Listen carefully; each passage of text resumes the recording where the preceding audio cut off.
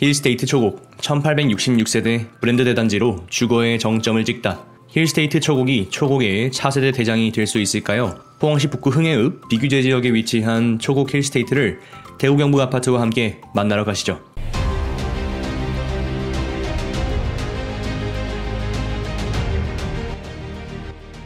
대우경북 아파트는 분양단지 입지, 분양가 비교 입지, 단지 배치도, 동호수 배치도, 평면도, 예상 청약 경쟁률 분석을 제공합니다. 알짜 정보 하나도 놓치지 마시고 끝까지 시청해 주시기 바랍니다. 힐스테이트 초곡은 경상북도 포항시 북구 흥해읍 초곡리 39-1번지 1원에 공급되는 1866세대 규모의 브랜드 대단지 아파트가 되겠습니다. 모집 공고는 2021년 6월 25일에 공개가 되었고요. 청약 접수는 7월 5일부터 7월 7일까지 진행이 됩니다. 당첨자 발표일은 7월 13일입니다. 5구부터 8사까지 공급이 되고 입주 예정월은 2024년 2월 현대건설에서 짓습니다. 자, 그럼 경상북도 포항시 북구 흥해읍 초곡리로 한번 이동해 볼까요?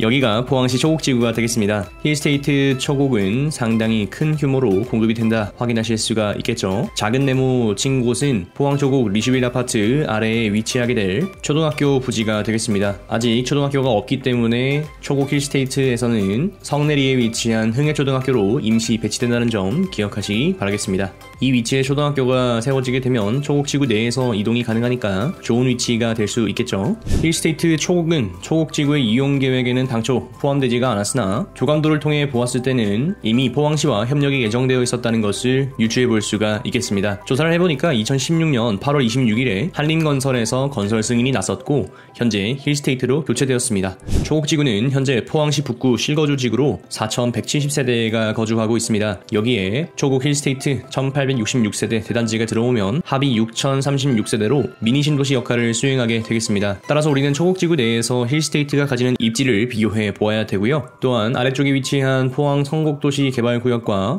KTX 포항역이 위치한 2인지구와도 비교해볼 필요가 있겠다 생각이 듭니다. 성곡지구 도시개발 사업은 상가 공급을 위해서 진행이 되는 부분이 큽니다. 복합용도, 업무용도, 위락용도로 공급이 된다는 것을 확인하실 수가 있겠고요. 2인지구는 우리가 익히 알고 있는 KTX 포항역 인접지구로 개발이 크게 이루어진다는 것을 생각해 볼 수가 있겠습니다.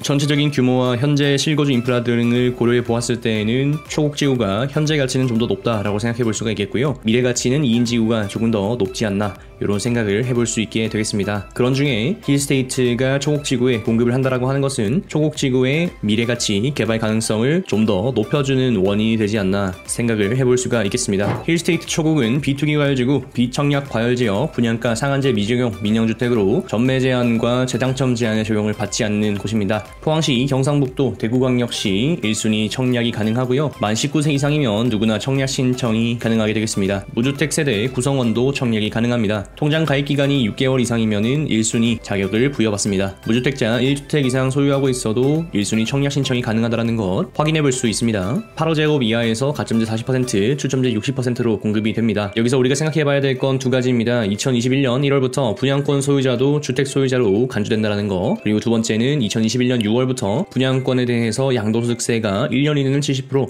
1년 초과는 60%가 적용된다는 것을 기억해 볼 수가 있겠죠. 따라서 분양권 투자의 목적으로 청약을 진행하는 것은 양도소득세 관계 때문에 조금 어려움이 있을 수 있다는 거 생각해 보시면 되겠습니다. 예를 들어 초피가 1000만원 붙는다고 하면은 지방세 포함해서 770만원이 세금으로 나가게 되니까 내 손에 떨어지는 돈은 230만원밖에 되지 않는다는 것을 생각해보고 진행을 해야 한다라는 이야기가 되겠죠. 힐스테이트 초곡의 분양가 한번 살펴보겠습니다.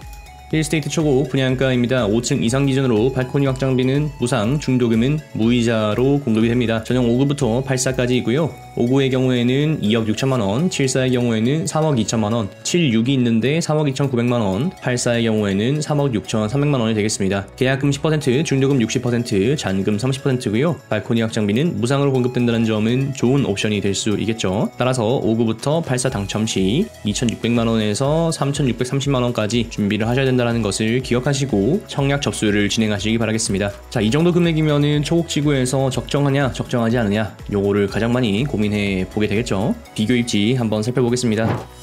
초곡 3구 트링이엔입니다. 2018년 12월 준공이 되었고요. 현재 호가 기준으로 3억 5천만원, 3억 4천만원, 3억 3천만원 형성되어 있는 것을 확인할 수가 있습니다. 실거래가 한번 보시면요, 이렇게 3억 2천만원, 3억 1,700만원 확인이 가능하게 되겠습니다. 로얄 매물로 이 정도 가격이 형성되어 있다라는 게 되겠고요. 초곡 리시브를 볼까요? 여기는 대형 평수가 있는데 우리가 비교할 건 국민 평수 기준입니다. 84 기준으로 3억 4천만원, 3억 3천만원 호가 형성이 되어 있고요. 실거래가를 보니까 3억 2천만원 정도 형성하고 있는 것을 확인해 볼 수가 있겠네요. 초곡 지구의 현재 시세는 3억 2천에서 3억 5천 사이다 생각해 볼 수가 있겠습니다. 그렇다면 초곡 지구 내에서 초곡 힐스테이트의 가격은 3억 6천만원으로 조금 비싼 편이 된다 생각해 볼 수가 있겠죠. 자, 그럼 2인 지구와 한번 비교를 해볼까요? 2인 지구의 하나포레나 포항이 되겠습니다. 84A가 514세대 공급인데 경쟁률이 11.22대 1로 굉장히 높게 나왔고요. 109의 경우에는 286세대 공급인데 4.25로 대형 평수에서도 상당히 뜨거운 경쟁률을 보여주었습니다. 이런 좋은 결과가 나오게 되니까 실제 가격도 상당히 높게 형성되고 있는 것을 확인해 볼 수가 있는데요. 대형의 경우에는 프리미엄이 어느새 6,800만원까지 형성되어 있는 것을 확인할 수가 있고요. 우리가 비교할 건 국민 평수 기준이니까 여기 프리미엄이 한 3천에서 5천 선 형성이 되어 있다 생각해 볼 수가 있겠습니다. 그러면 시세는 한 3억 7천에서 3억 9천만원 정도 형성이 되고 있다라는 것을 확인해 볼 수가 있겠고요. 이런 걸 비교해 봤을 때 신축 아파트 초곡지구 힐스테이트는 개발 가능성을 비교하면은 지금 가격이 그냥 적정한 수준이 아닌가 생각해 볼 수 있는 대목이 되겠습니다. 자, 그럼 생각해 볼 일이죠. 초곡지구 내에서는 가격이 조금 비싸고 2인 지구에 비하면은 적정한 수준이다 생각해 본다면 내가 힐스테이트 초곡을 청약 접수할 때의 마음가짐은 실거주 목적, 거기에 약간의 투자 개념으로 접근해야 한다는 게 되겠고요. 무작정 여기 프리미엄이 많이 붙을 거니까 청약 접수를 할 거야 라는 태도는 조금 지양해야 하지 않을까 생각이 듭니다. 동호수 배치도 한번 보겠습니다.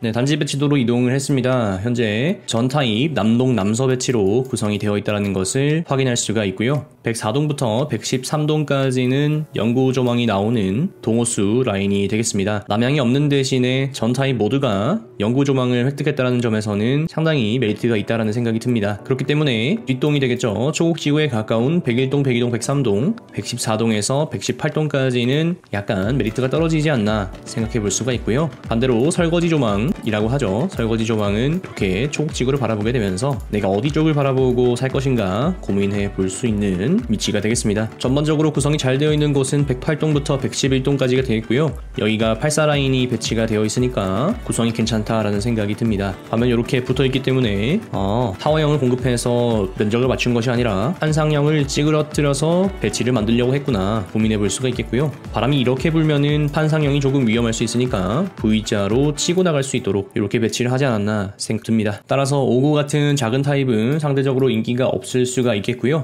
그나마 74의 경우에는 수요가 좀 있을 것 같고 84A가 공급이 가장 많고 단지 배치가 좋기 때문에 84A로 사람들이 좀 몰려들지 않을까 생각을 해볼 수가 있겠습니다. 84B는 찌그러졌으니까 그런 부분에선 약간 아쉬움이 남을 거고요. 동호수 배치도 보시면요, 뒷동에 위치한 114동부터 118동까지가 22층, 20층이 고층이 됩니다. 그렇기 때문에 108동부터 111동까지 29층으로 형성되어 있으니까 108동부터 111동까지의 고층 라인이 로얄 매물이 될 가능성이 높다라는 것을 확인할 수가 있겠죠. 그러니까 남동 남서쪽으로 바라봤을 때는 아래쪽 연구 조망을 확인할 수 있고 또 설거지 조망 쪽을 바라봤을 때는 초곡지구가 보이게 되니까 108동에서 111동 고층 라인이 로얄 매물이 될 것이다라는 것을 짐작해 볼 수가 있습니다. 평면도로 한번 이동해 보겠습니다. 59부터 84까지 공급이 되고요. 59A의 경우에는 145세대에 공급이 됩니다. 4베이 판상형 구조로 구성이 되어 있고요. 구조는 상당히 괜찮은 것 같습니다. 단지 배치도가 조금의 아쉬움으로 남고요. 드레스룸이 넓이나 전반적인 방의 구조나 크기가 상당히 양호한 것을 확인해 볼 수가 있겠습니다. 팬트리를 포기하고 평면도를 살려낸 구조가 되겠습니다. 이 정도면은 성공적인 59 타입이다 생각이 들고요.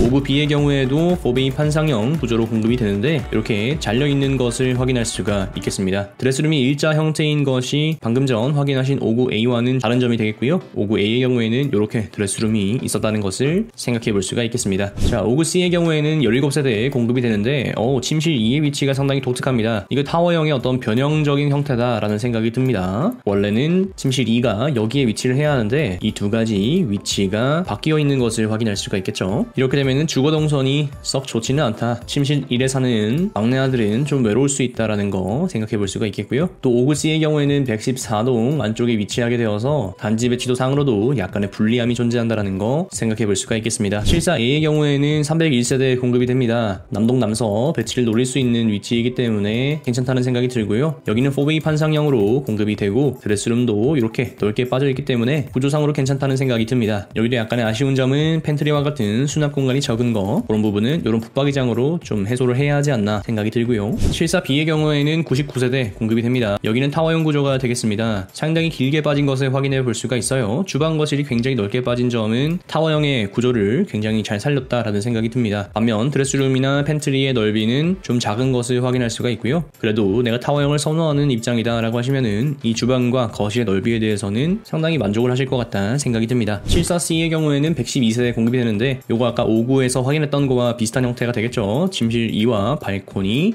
2가 위치가 바뀌어있는 희한한 형태다라는 것을 확인할 수가 있고요. 그래도 59C에 비해서는 조금 더 나은 게 일부 세대에서 영구 조망을 확인할 수 있다는 것에서 약간의 위로를 얻을 수 있다라는 생각이 듭니다. 76의 경우에는 101세대 공급이 되고요. 74A와 다른 점을 생각해 본다면 현관이 어디에 붙어 있느냐, 요것이 차이가 있는 게 되겠습니다. 또 단지 배치도 상으로 어디에 위치하느냐, 이런 차이가 있을 수 있고요. 74A의 경우에는 현관이 여기에 위치해서 이렇게 출입이 가능했던 반면 76의 경우에는 서쪽에서 들어온다는 거 볼 수가 있겠고요. 4베이 판상형으로 공급이 됩니다. 드레스룸 위치는 74A의 것과 거의 비슷하고요. 팬트리가 약간 생긴 점은 76이 조금 더 나은 점이라고 생각을 할 수가 있겠네요. 다만 단지 배치도 상으로 영구 조망이 나오는 것과 단지 조망이 나오는 곳으로 구분이 되기 때문에 이런 부분에서는 약간 불리한 점이 있을 수 있다는 거 생각해 볼 수가 있겠고요. 84A가 주력입니다. 558세대 공급이 됩니다. 108동부터 111동까지 요 4가지 라인이 굉장히 좋다라고 말씀을 드렸죠. 4베이 판상형 구조로 되어 있고요. 현관 들어와서 팬트리 확인이 가능합니다. 주방 거실 넓게 빠진 거 확인할 수 있고 드레스룸도 상당히 넓게 나와서 84A의 수납은 상당히 좋다라는 생각이 듭니다. 84B의 경우에는 444세대 공급이 되는데요. 여기도 판상형으로 공급하려고 하다 보니까 우측이 잘려나간 모습을 확인할 수가 있습니다. 또 드레스룸이 일자 구조라는 점에서 84A의 기역자 형태와는 좀 다르다는 것을 확인할 수가 있고요. 4베이 판상형 구조로 되어 있는 것을 확인할 수 있고 팬트리 넓이나 이런 것들은 상당히 양호하다라는 생각이 듭니다.